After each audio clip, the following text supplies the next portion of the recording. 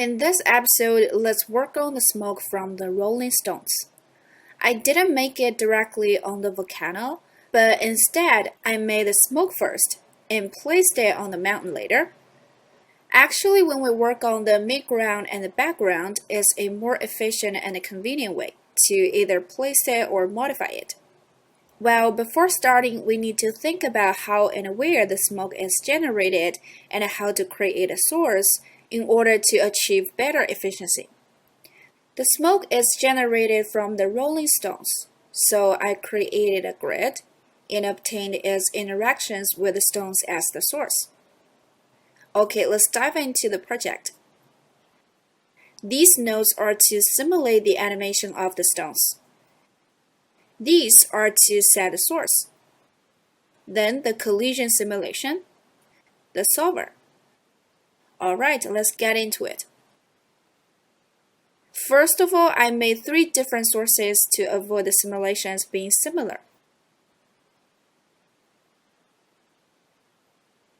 Then fractured the source, scattered 500 points, packed the pieces, gave it the velocity attribute.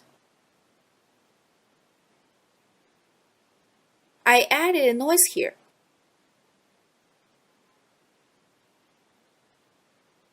Then the RBD solution to simulate the animation of Rolling Stones.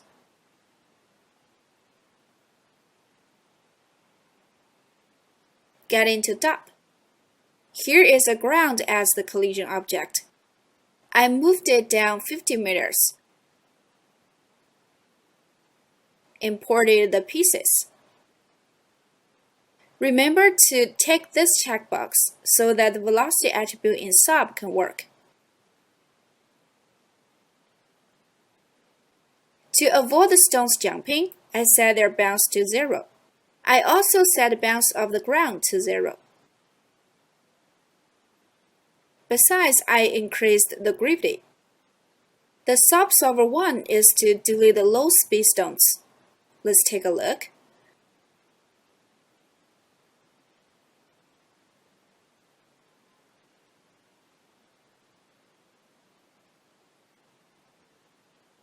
I applied length to velocity and deleted the stones whose speed is smaller than 5.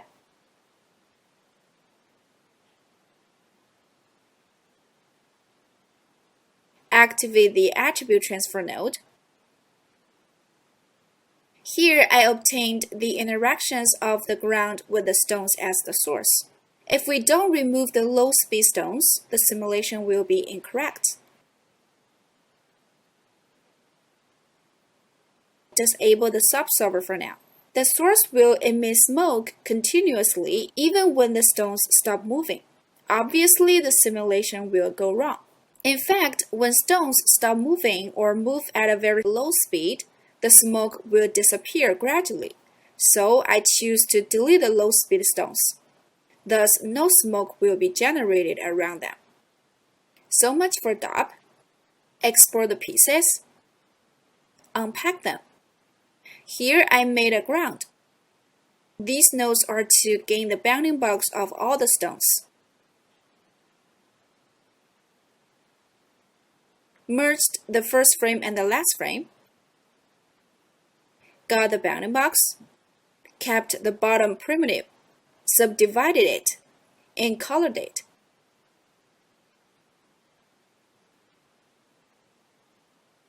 Then I applied the solver node to gain the interactions of the ground with the stones, so that they can disappear gradually. If we use the attribute transfer node, when the pieces are deleted, their source will also disappear immediately, which is very stiff. In fact, the smoke stops gradually in the real world rather than immediately. Yet when we use solver, look at this stone. It has already disappeared. But its source has not. Instead, it disappears gradually. Such source animation is realistic. Get into the solver. I transferred the color attribute here. We can see it's transferred frame by frame. Meanwhile, multiplied it by 0.9 so that the color can disappear gradually. Next, transferred the velocity of the stones to the source. I made 3 flipbooks for comparison. To avoid the influence of other factors, I disabled all the parameters under the Shape tab. The source in this flipbook is with the velocity attribute. We can see the smoke moves forward slightly. In this one, the velocity attribute is not transferred to the source. The smoke dynamics are not affected by the forward force, only drifting backward. In the third flipbook, I kept the default parameter. The velocity attribute is much stronger than the first one. The smoke is influenced too much, which is not realistic. So I adjusted the parameters here. Next, deleted the non-source part, scattered points. Remember to inherit the veil attribute and the color attribute. Here I defined the necessary attributes. Let's take a look. I multiplied the CD attribute by 2, then assigned the result to the density attribute. So the density will gradually disappear with the CD attribute. The CD attribute ranges from 0.9 to 0.01. I multiplied it by 2, 1.8. To enhance realism, I adjusted the density based on the speed to reduce the smoke when its speed is very low. Set the P scale to 5, converted the source to volume, including the velocity field and the density field. This node is to convert the stones to VDB. Then shrink the VDB somehow, since the VDB was so large that some smoke would be swallowed. I also made flipbooks. Let's take a look. In this flipbook, the stones are not shrunk. Some smoke is swallowed by them. In this one, the stones are shrunk. They differ a lot, especially at the beginning. Let's move on to the smoke solution. First of all, set the collision objects. One is the stone VDB. The other is the ground. Import the VDB here and here. This part is for the smoke solution. Let's check the SIMRAS, not high. Typed in density in source volume. I upped the scale since it's not enough. Keep the scale of the veil field and the temperature field. Let's take a look at the solver. I lowered down the cooling rate. If it's kept high, the temperature will be cooled down shortly, and the smoke will stop rising, which is not what I want. Let's see the flipbooks. In this flipbook, its cooling rate is 0.5. We can see the smoke moves pretty slow in the rear part. Some even become still. Like here.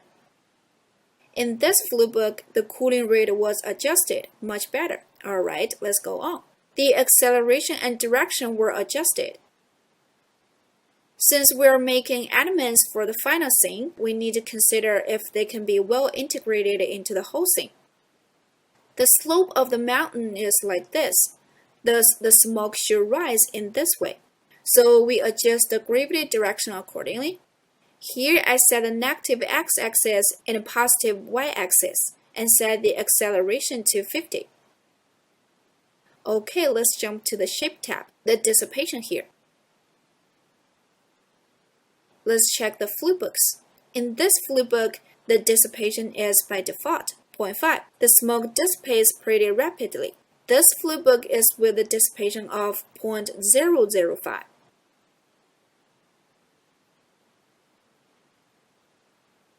I also modified the active region of the smoke.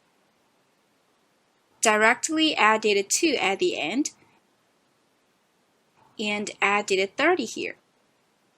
Besides, added values on the positive and negative x-axes separately. The smoke actually drifts backward.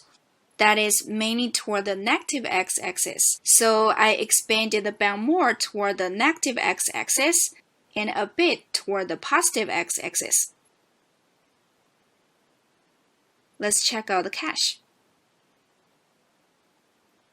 We can see there are some dents. This is the cache after we fix this issue.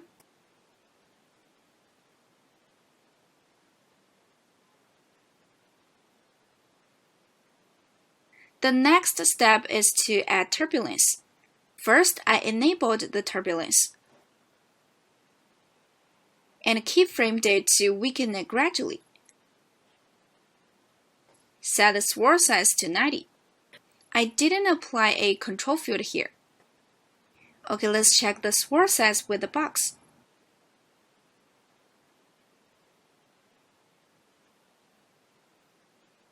I've made flipbooks for comparison. This is before keyframing the turbulence. We can see the smoke gets more and more chaotic, especially the front part. Compared with this flipbook, the surface is disturbed, yet it's too much. That's why I keyframed the turbulence.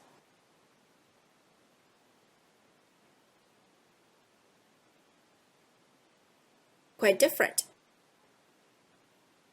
After the turbulence, I worked on the disturbance, and I didn't keyframe it. Actually, I did it at first, but after comparison, I found the smoke looks better without keyframing the disturbance. Set a small sized noise, and controlled the disturbance with a speed field. Let's check out the cache.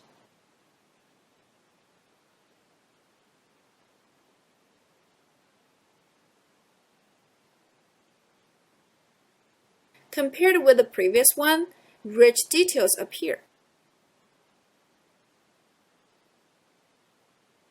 Yet in some areas, like here and here, the details are not enough. So I applied the speed field to adjust it further. The ramp is the same with the one in DOP. Besides, for these areas, I raised the scale of the disturbance separately and kept the disturbance in other areas.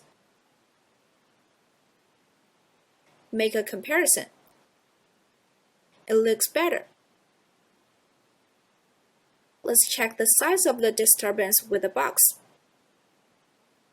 Very small. Take a look at the value of the disturbance, 50. Let's check out the result. More details are added. Yet in some areas, they are not enough. Later, I controlled it with the speed field. A bit better, but still not enough. Like here. So I added a gas vortex confinement. Its ramp is the same as that of the disturbance.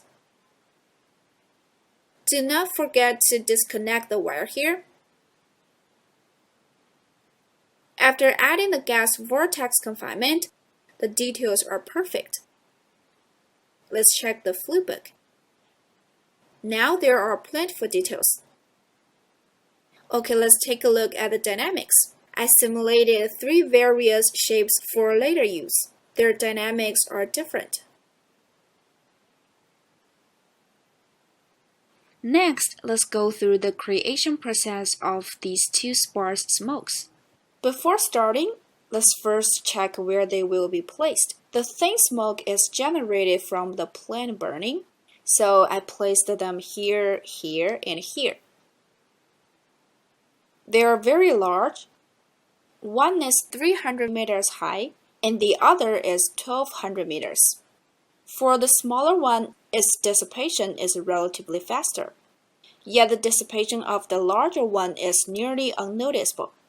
When rising up, it's disturbed and thus expands continuously, generating the final shape like this. We can see their edges are random and natural, rather than simply straight. Alright, let's go through the creation process. First of all, I created a circle. scattered some points on it, and set random p-scale for them. Then I instanced Circle 5 onto these points. Finally, I obtained this random source.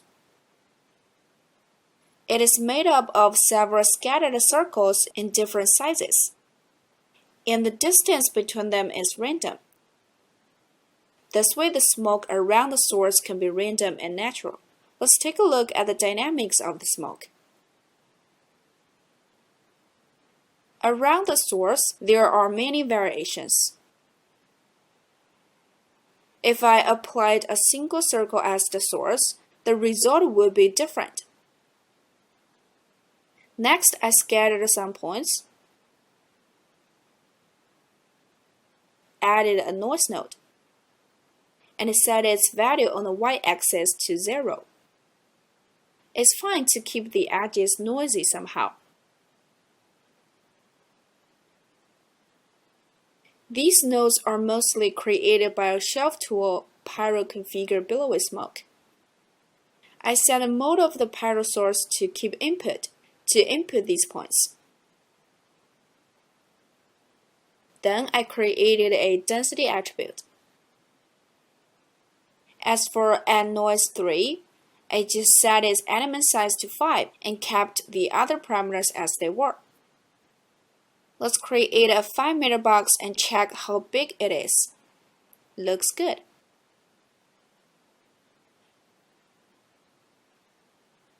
Next, I'm going to show you how the noise affects the smoke.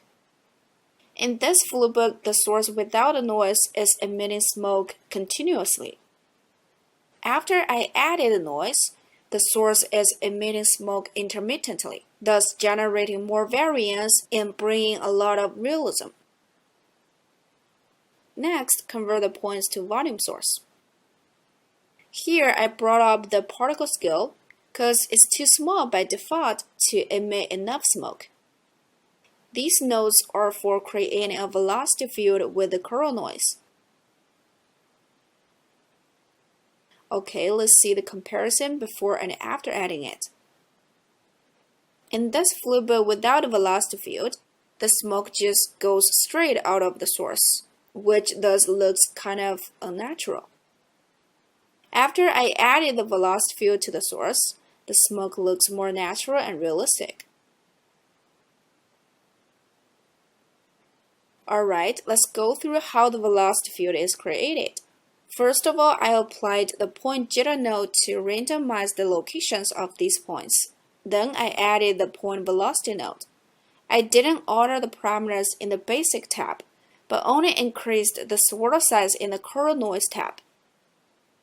Display the noise. It's like this. As for the rest parameters in the point velocity node, I kept them as they were. Then I converted these points to a volume source. Maybe you wonder why I randomized the location of the points. Because it can expand the influence range of the velocity field. If I choose to bring up the p-scale to achieve the same result, the noise will be blurred somehow. However, with the point jitter node, we needn't worry about that.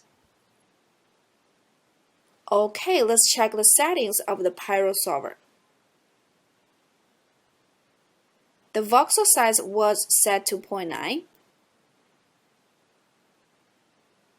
I didn't set a high resolution since it's unnoticeable in the scene. Jumping to the sourcing tab. I have imported the density field and created the temperature field based on it. The velocity field was imported too. I maintained these parameters as they were.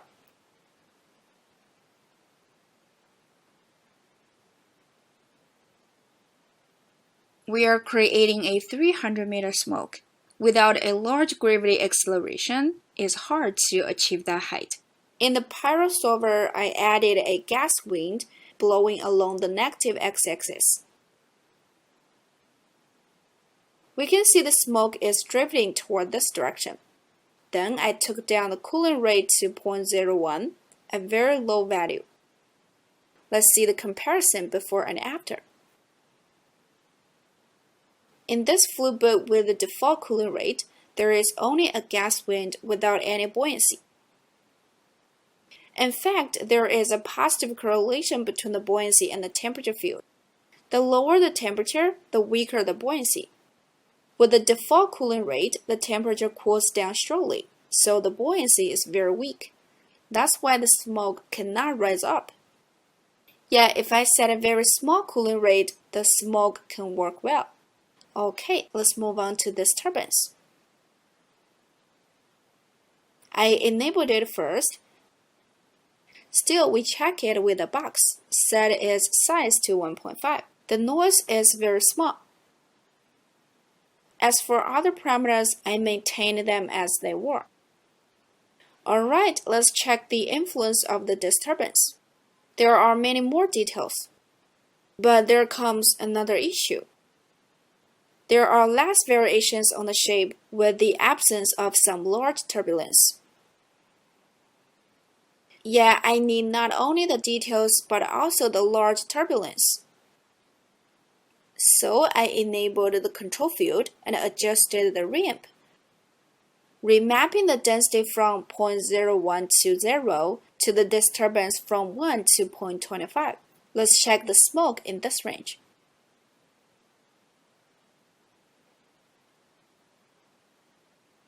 It's at the edge. Okay, we make a comparison before and after enabling the control field. The one without a control field, and this one with it. We can see some large turbulence is kept within the controlled field. Compared with the one without disturbance, there are some details, but I think they are still insufficient. To enrich them, here I created a gas vortex confinement. Let's see the comparison. This is the one with the confinement and the one without it. With it, the details are richer. Actually, the current simRes is still a bit too low. If we bring it up, more details can be captured. Now the silhouette looks a bit too straight. With a large turbulence, the smoke looks better. Let's go through the parameters of the turbulence. Its size is 100 and its scale is 0.05. There is a 100-meter box for reference. Given the smoke is pretty large, the dissipation needs to be set to a very small value. So those clamp down. If we only lower down the dissipation but skip the clamp, the smoke will dissipate quickly. I simulated 1350 frames, since the speed of the smoke was too slow to reach the given height in a short time. Alright, so much for this 300-meter smoke. Let's move on to the 1200-meter smoke. After finishing the 300-meter one, I directly duplicated the process and adjusted some parameters. Then I obtained the 1200-meter smoke. Let's run through the process. The source here is the same as before. It's a cluster of some circles with gaps in between. The following process is also similar. Firstly, I added a noise node to let the source emit smoke intermittently. After that, I brought up the element size of this noise.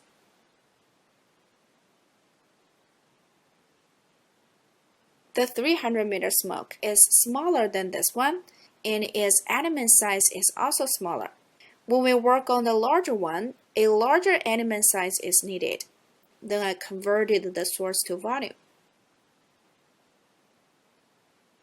I lowered down the simRes, otherwise it would take a pretty long simulation time to gain the final look.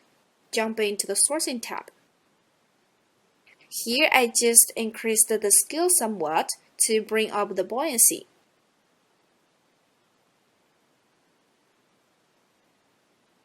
Besides, lifting the gravity acceleration will also do the job. I increased the time scale to 1.5. It can make the pyrosim appear sped up. Jump into the Shape tab. I lowered down the dissipation a bit more. also the clamp value. After all, this smoke is much higher than the previous one. Then the disturbance here. I increased it a bit. It won't be big enough if we keep the same values as the last smoke. For the rest parameters in the Shape tab, I didn't adjust them. Alright, get into the Pyro Solver. For the gas wind, I added the upward force. Let's make a comparison. This is the one with the upward force and the one without. Obviously, it became more vertical. I didn't add the buoyancy because the buoyancy is affected by the temperature field. For example, the temperature of this part is very low, so it's hard to raise up even if I lifted the buoyancy. Yet the wind is not limited by the temperature field. Then the gas vortex confinement node. I brought up the confinement scale. 0.75 was not large enough to generate rich details. As for the two gas turbulence nodes, their role is different from that of the smaller smoke. First, I created a 100-meter gas turbulence and set its scale to 1. It's medium-large. Let's take a look at its effect. The smoke after adding the gas turbulence and the one without adding it. We can see it just goes upward straightly. Yet this smoke is expanding during the process of rising up. Back to this one. There is a mushroom-shaped top, which is unnatural. But after I added the gas turbulence, that issue is settled. Get into the control settings. I set the control field to temperature. Let's take a look at its control range. Here it is.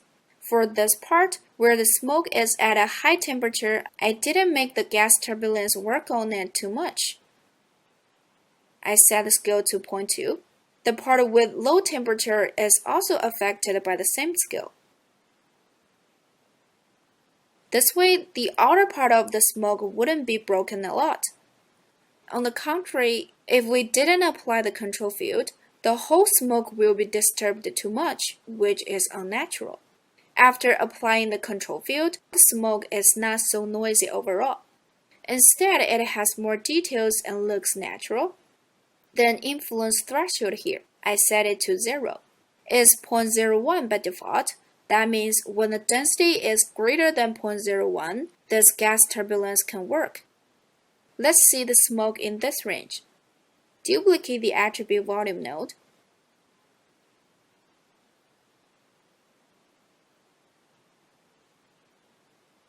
We can see there are very few areas where the density is greater than 0.01. If we still maintain the default value, the gas turbulence will only affect this small part. Yet when we set the influence threshold to 0, the entire smoke will be affected. Alright, let's move on to gas turbulence 3. I set this parameter to 0 as well, and set its swirl size to 300.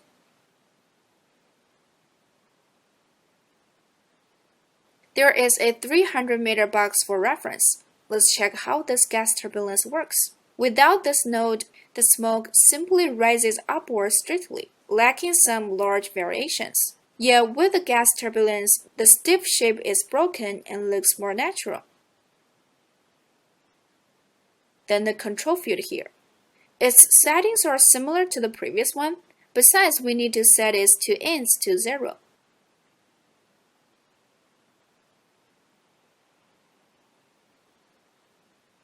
If we don't apply the control field, the smoke will be broken too much, not like smoke anymore. After the 1200th frame, the smoke reaches the desired height, so I took the scale down to 0.1.